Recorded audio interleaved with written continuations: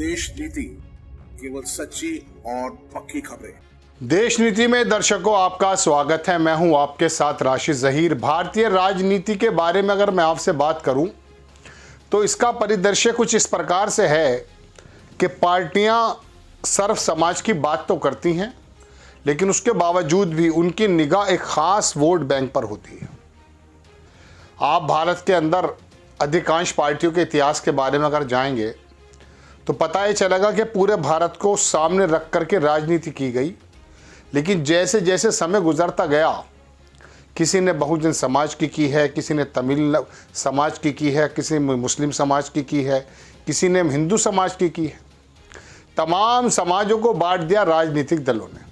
लेकिन ऐसी हालत नहीं थी कि जिस समाज ने जिस पर्टिकुलर पार्टी का साथ दिया हो, वो पर्टिकुलर पार्टी का नेता उस समाज का नाम लेना ही बंद कर दे। आप समझ गए कि मैं समाजवादी पार्टी की बात कर रहा हूं। अभी क्या हुआ दर्शकों, एक वीडियो मैं आपको दिखाने जा रहा हूं। उसके अंदर अखिलेश यादव से पूछा गया कि अभी भारत ने जो जीत दर्ज की थी सेमीफाइनल में, उसमें बॉलर ने मोहम्मद शामी ने 7 विकेट लिए, विराट कोहली ने उसमें शतक लगाया। अखिलेश यादव उत्तर प्रदेश के मुख्यमंत्री रहे हैं और उनकी राजनीतिक जो कर्म भूमि है वो उत्तर प्रदेश है। अमरोहा, रामपुर और मुरादाबाद ये समाजवादियों का बहुत ज़बरदस्त मजबूत गढ़ है, बदायूं तक, और फिर आगे भी चले जाएंगे पूरे आजमगढ़ तक, तो वहाँ समाजवादियों का दबदबा है। लेकिन जब पूछा गया किसी के माध्यम से कि आप क्या कहना चाहेंगे, तो अखिलेश यादव बोले कि जो बॉलर है उसने कमाल का काम किया है। यानी कि क्या ये संभव है कि मोहम्मद शामी का नाम इनको याद नहीं है? ये प्रोनाउंसिएट तो गलत कर सकते हैं, सामी बोल सकते हैं, समी बोल सकते हैं, शामी बोल सकते हैं, लेकिन संभव है कि बॉलर का नाम ही नहीं लिया। लोगों ने इसके अंदर चटखारे लिए। काफ़ी लोगों ने कहा कि क्या मुसलमान का नाम लेते हुए परेशानी हो रही है आपको? आप देखें, समाजवादी पार्टी के ट्विटर हैंडल से मैं दिखाता हूं आपको कि मैं बधाई देता हूं इंडिया टीम को। इंडिया इसी तरह से जीतती रहे। जो बॉलर है उसने कमाल किया। विराट कोहली ने अच्छी बैटिंग की। मुझे खुशी है कि इंडिया फिर जीतेगी। ये राष्ट्रीय अध्यक्ष श्री अखिलेश यादव जी का बयान है। अब दर्शकों, बात यह है कि विराट कोहली का नाम आपको याद रह जाता है। अभी क्या हुआ कि जब राहुल गांधी ने गठबंधन का नाम इंडिया दिया, तो वहाँ पर कुछ आपस में हुआ कि इंडिया नाम रखा जाना चाहिए, नहीं रखा जाना चाहिए। वो बहरहाल फाइनल हो गया। तो दर्शकों, हुआ यूँ कि सबसे ज़्यादा जो परेशानी उस नाम के रखने से हुई, वो भारतीय जनता पार्टी के नेताओं को, प्रधानमंत्री मोदी जी को भी हुई। अब चूंकि उन्हें जाहिर सी बात है कि गठबंधन पर आरोप लगाना है, प्रत्यारोप करना है, मतलब किसी भी तरह की आरोप प्रत्यारोप की तो राजनीति होती है। अब वो इंडिया का नाम लेकर के कैसे कह दें? तो पहले तो उन्होंने कहा इंडिया घमंडिया, इंडिया की जगह उन्होंने घमंडिया गठबंधन कहा। नाम बिगाड़ने की कोशिश की गई, वो भी नहीं जमा। अब उन्होंने इंडी कहना शुरू कर दिया। सारे नेता इंडी गठबंधन बोलते हैं। वजह यह कि इंडिया का नाम लेकर कहेंगे तो लोगों में गलत मैसेज ना चला जाए। मैसेजिंग का इतना ज़बरदस्त रोल है आज की तारीख में राजनीति में कि अखिलेश यादव मुसलमान का नाम लेने को तैयार नहीं है। अब आप देखें लोगों ने क्या क्या लिखा इनके नीचे, वो मैं आपको दिखाता हूँ। बहुत सारे लोगों ने तरह तरह की बातें लिखी हैं। शौकत अली हैं, ये MIM के शायद उत्तर प्रदेश के अध्यक्ष हैं। इन्होंने लिखा, यादव अखिलेश, बॉलर का नाम मोहम्मद शमी है, जो उत्तर प्रदेश के अमरोहा के हैं, जहां आपके विधायक महबूब अली हैं। इतनी नफरत मुसलमान के नाम से, या डर है किस चीज़ का?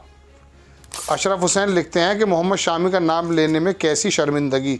नीचे ज़बरदस्त तरीके के लोगों ने लिखा, एक मुस्लिम स्पेस करके ट्विटर हैंडल है, उन्होंने कहा जो बॉलर है उसका नाम मोहम्मद शामी है। यादव अखिलेश शामी के 7 विकेट्स के भारत के लिए सर्वश्रेष्ठ वनडे गेंदबाजी का आंकड़े हैं। मोहम्मद शामी विश्व कप के 48 साल के इतिहास में सबसे तेज़ 50 विकेट लेने वाले गेंदबाज बने।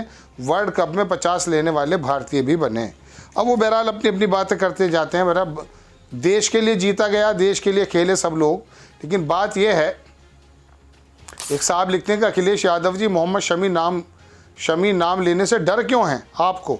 ये यादव समाज वाली पार्टी विराट कोहली का नाम ले सकते हैं, लेकिन मोहम्मद शमी का नाम लेने से हट गए। आखिर क्यों? तुम सिर्फ मुस्लिम का इस्तेमाल करते हो।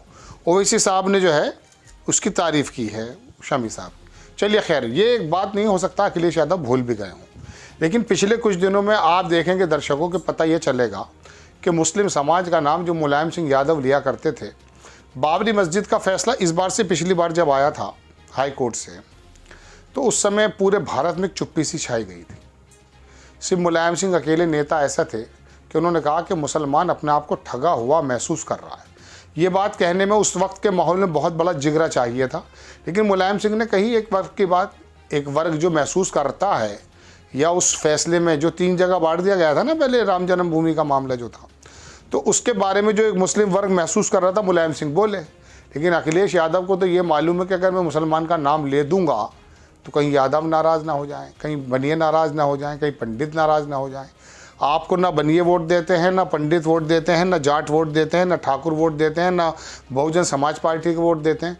7-6% आपको यादव वोट देते हैं और 20% आपको मुसलमान वोट देते हैं।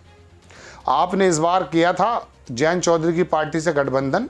मैं आपको बहुत सही कन्फर्म एतबार से आंकड़े बता रहा हूँ कि 2022 में उत्तर प्रदेश में जाटों ने जितना वोट दिया है भारतीय जनता पार्टी को, 2017 में भी इतना नहीं दिया था। उम्मीद ये की जा रही थी कि किसान आंदोलन है और जाट जो हैं किसान बेल्ट की वजह से अखिलेश यादव को पक्ष करेंगे, लेकिन परसेंटेज के एतबार से 2022 में जाटों ने ज़्यादा वोट दिया है भारतीय जनता पार्टी को। फिर तो आपके पास 1.5 बिरादरी रह गई। पूरे मुस्लिम आधा 6-7% के करीब जो है यादव हैं। अब इन पर आपने गठबंधन बनाया था, राजभर वगैरह सब लोग आ गए थे आपके साथ, उसमें आपको 37% वोट मिल गया। अब वो लोग तो छिटक गए, दारा सिंह चौहान हो, ओपी राजभर हो, सब लोग चले गए। अब मुस्लिमों की बात यह है कि अगर इस तरह का रवैया आप इख्तियार करेंगे, जब आप उनका नाम लेने से डरेंगे, तो होगा यूँ कि 2024 में आपको पता नहीं चलेगा, मुसलमानों का आधे से ज़्यादा नहीं 90% हिस्सा कांग्रेस में चला जाएगा। अभी तो भारत जोड़ो यात्रा राहुल गांधी ने शुरू भी नहीं की है, सेकंड वाली, जब वो शुरू करेंगे पता चल जाएगा। आपको खबर कैसी लगी अपनी राय कमेंट्स बॉक्स में ज़रूर दीजिएगा। चैनल को सब्सक्राइब कीजिएगा, शेयर कीजिएगा। नेक्स्ट टाइम मैं किसी खबर के साथ आता हूँ। जय हिंद।